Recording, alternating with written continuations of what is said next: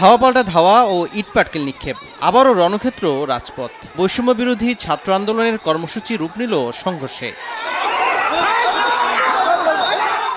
শুক্রবার লক্ষ্মীপুরে আন্দোলনকারীদের সঙ্গে যুবলীগ ছাত্রলীগের ধাওয়া পাল্টা ধাওয়া ও সংঘর্ষ হয়। এতে 10 জন আহত হন। শহরের চকবাজার এলাকায় আন্দোলনকারী ও ছাত্রলীগ যুবলীগ পাল্টাপাল্টি মিছিল বের করে। উত্তেজনাকর পরিস্থিতি থেকেই সংঘর্ষে জড়ায় উভয় পক্ষ। নরসিংদীতে আন্দোলনকারীদের সঙ্গে ছাত্রলীগ যুবলীগ ও আওয়ামী লীগের ধাওয়া পাল্টা ধাওয়া হয়।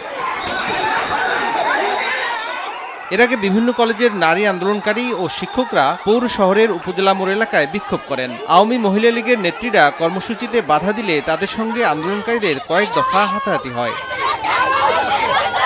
রংপুর, বরিশাল, ময়মনসিংহ, চট্টগ্রাম, রাজশাহী ও সিলেটে বিভাগীয় শহরে গণমিছিল ও দ্রোহযাত্রা করেন আন্দোলনকারীরা। এতে বিভিন্ন স্কুল, কলেজ ও বিশ্ববিদ্যালয়ের শিক্ষার্থী, অভিভাবক ও পেশাজীবীরা অংশ নেন। তারা চলমান আন্দোলনে নিহত সব ঘটনার সুষ্ঠু তদন্ত ও দোষীদের বিচার দাবি করেন। পাশাপাশি গণগ্রেপ্তার ও তাদের বিরুদ্ধে সব মামলা প্রত্যাহারেরও দাবি জানানো হয়।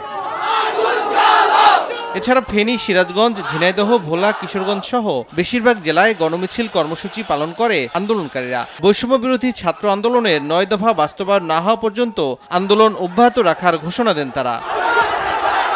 তৌফিক মাহমুদ, সময় সংবাদ।